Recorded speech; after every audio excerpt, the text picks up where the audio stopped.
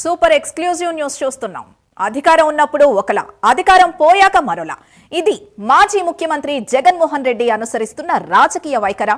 తన ప్రభుత్వ హయాంలో తిరుమలలో 3 ఏళ్ల పాటు కీలక పదవిలో కొనసాగిన ఓ అధికారిపై నోరు మెదపని జగన్ అధికారం కోల్పోయాక నిరాధార ఆరోపణలు చేయడం వెనుక ఆంతర్యమేంటి?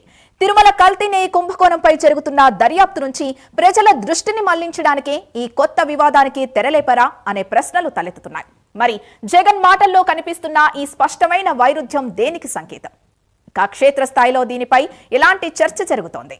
ఇదే అంశానికి సంబంధించి పూర్తి డీటెయిల్స్ మా కరెస్పాండెంట్ రవివర్మ అందిస్తారు. రవివర్మ, గత ప్రభుత్వ హయాంలో వారే నియమించుకున్న అధికారులపై ఇప్పుడు నిరాధార ఆరోపణలు చేయడాన్ని ఎలా చూడాలి? ఇది ప్రజల్ని కన్ఫ్యూజ్ చేస్తున్నట్టు కదా? సింధు, యథార్థం ఇవాళ వైఎస్ జగన్మోహన్ రెడ్డి వ్యవహార శైలి ద్వంద్వ వైఖరిని అవలంబిస్తూ ఉందని చెప్పి రాజకీయ వర్గాల్లో తీవ్ర చర్చ జరుగుతూ ఉంది. అధికారంలో ఉన్నప్పుడు ఒకలా, అధికారం లేనప్పుడు మరోలా వ్యవహరిస్తున్నారు. ముఖ్యంగా గత వైసీపీ ప్రభుత్వ హయాంలో 3 ఏళ్ల పాటు టీటీడీలో చీఫ్ విజిలెన్స్ అండ్ సెక్యూరిటీ ఆఫీసర్గా గోపీనాథ్ జట్టే పనిచేశారు. అప్పుడు పనిచేసినప్పుడు అధికారంలో ఉన్నప్పుడు అతని పనితీరు బాగా ఉందని చెప్పేసి ప్రశంసించినటువంటి అప్పటి సీఎంగా ఉన్నటువంటి జగన్మోహన్ రెడ్డి ఇవాళ అధికారం కోల్పోయగానే తన వైఖరి అంతా కూడా తప్పుపడుతూ వచ్చారు. కల్తీ నెయ్యి కుంభకోణం విషయం దాన్ని దృష్టి మళ్లించేందుకే ఇలాంటి మాటలు ప్రస్తావిస్తున్నారనే వాదన బలంగా వినిపిస్తూ ఉంది. ప్రజల్లో సైతం చర్చ సాగుతూ ఉంది. మొన్నటి వరకు షబాష్ అనిపించుకున్నటువంటి అధికారి వ్యవహార శైలి బాగలేదని చెప్పి, అధికారుల వ్యవహార శైలి వల్లే తప్పిదాలు జరిగాయని చెప్పేసి పేర్కొనడం సర్వత్రా చర్చనీయాంశంగా మారుతూ ఉంది. ఇది ద్వంద్వ వైఖరి విధానానికి పరాకాష్ఠగా కూడా రాజకీయ వర్గాలు అయితే భావిస్తున్నారు.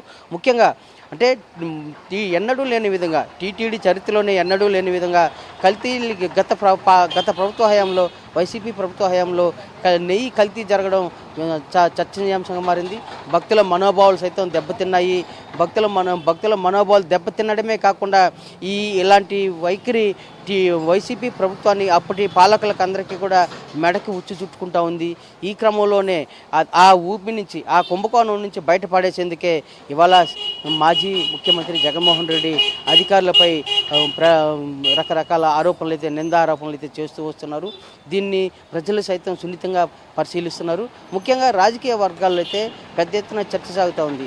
అధికారంలో ఉన్నప్పుడు పనికొచ్చిన అధికారులు ఇవాళ అధికారం కోల్పోయిన తర్వాత పనికి రాకుండా ఉండారా, వాళ్ళ వ్యవహార శైలి తప్పు పట్టడం ఏంటి అనేది రాజకీయ వర్గాల్లో తీవ్ర చర్చ సాగుతూ ఉంది. వీటన్నిటికీ కూడా జగన్ యొక్క వ్యవహార శైలి, ద్వంద్వ వైఖరి విధానం స్పష్టంగా తెలుస్తూ ఉందని చెప్పేసి కూడా రాజకీయ విశ్లేషకులు అయితే భావిస్తూ వస్తున్నారు. ముఖ్యంగా కల్తీ నెయ్యి వ్యవహారంలో వైసీపీ నాయకులకు ఉచ్చు బిగిస్తూ ఉన్న క్రమంలోనే ఆ అంశాన్ని దారి మళ్లించేందుకు ఇలాంటి ప్రస్తావనలు చేస్తున్నారనే విధానం కూడా స్పష్టంగా తెలుస్తూ ఉంది. రాజకీయ వర్గాల ద్వారా విశ్లేషకులు భావిస్తూ ఉన్నారు. ఇలాంటి వాటి నుంచి ఇలాంటి ప్రస్తావన వల్ల ఆ అంశం పక్కదారి పట్టించే అవకాశం ఉంటుంది, కల్తీ నెయ్యి కుంభకోణం విషయం పక్కదారి పట్టించే అవకాశం ఉందని చెప్పి భావించి ఇలాంటి ప్రస్తావనలు చేస్తున్నారని చెప్పి కూడా సర్వత్రా చర్చనీయాంశం సాగుతోంది. ఇలాంటి వైఖరి వల్ల జగన్ వ్యవహార శైలి ప్రజల్లో మరింత చులకనవుతుందే తప్ప, అలాగే అధికారుల్లో మరింత చులకనవుతారే తప్ప అతని అంశం చేసిన తప్పు నుంచి మాత్రం బయటపడే అవకాశం లేదని చెప్పి కూడా స్పష్టంగా రాజకీయ విశ్లేషకులు అయితే ప్రస్తావిస్తున్నారు. అయితే ఏది ఎలా ఉన్నా కూడా ఇవాళ జగన్మోహన్ వ్యవహార శైలి అధికారంలో ఉన్నప్పుడు ఒకలా, అధికారం కోల్పోయిన తర్వాత మరోలా వ్యవహరిస్తూ ద్వంద్వ వైఖరి విధానం సర్వత్రా చర్చనీయాంశంగా మారింది. ఈ అంశం వల్ల అతను మరిన్ని కష్టాలు కొని తెచ్చుకునే అవకాశం ఉంటుందని చెప్పి కూడా రాజకీయ విశ్లేషకులు అయితే భావిస్తున్నారు. ఇలాంటి విధానం వల్ల రాజకీయ పండితులందరూ కూడా కల్తీ కుంభకోణం నుంచి బయటపడే ప్రసక్తే లేదు, వైసీపీ మెడకు ఉచ్చు చుట్టుకుంటుందని చెప్పి కూడా విశ్లేషకులు భావిస్తున్నారు. మీరు అన్నట్టు కేసుల ఉచ్చు మెడకు బిగుసుకుంటుందనే భయంతోనే కేసులకు భయపడే ఇదంతా చేస్తున్నారా? ఈ 2 నాలుకల ధోరణి ఇందుకే అంటారా?